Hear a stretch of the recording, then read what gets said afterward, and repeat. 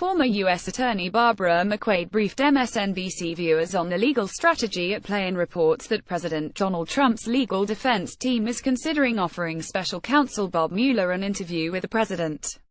The Politico report was written by Darren Samuelson, who joined McQuade as a guest of anchor Alex Witt. Witt asked McQuade, a former U.S. attorney who was ousted by President Trump, were you to be representing the president, would you advise that he did that interview strategically? Sometimes you would like your client to be interviewed quickly, to get the matter behind them, or to deny Robert Mueller and his team the benefit of educating themselves based on other interviews with other witnesses and the review other documents, McQuade explained. However, with this client, President Trump, if I were his lawyer, I would not be advising him to go in and conduct this interview, just because he has proven himself so unreliable in telling the truth.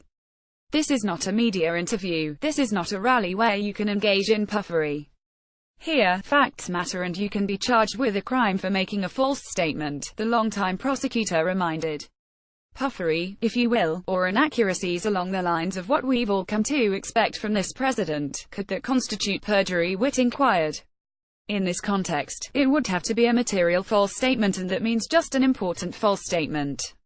So if you exaggerate in some unimportant detail, that's not enough to constitute a crime, McQuade noted.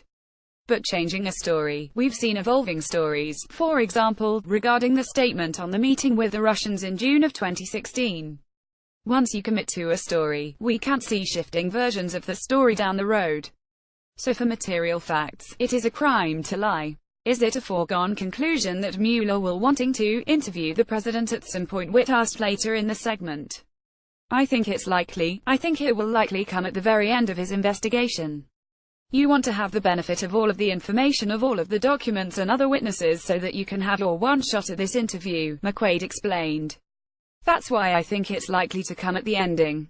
During nearly 2 decades as a U.S. attorney and assistant U.S. attorney in the Eastern District of Michigan, McQuade successfully convicted the so-called Christmas Day shoe bomber and also convicted former Detroit Mayor Kwame Kilpatrick on public corruption charges.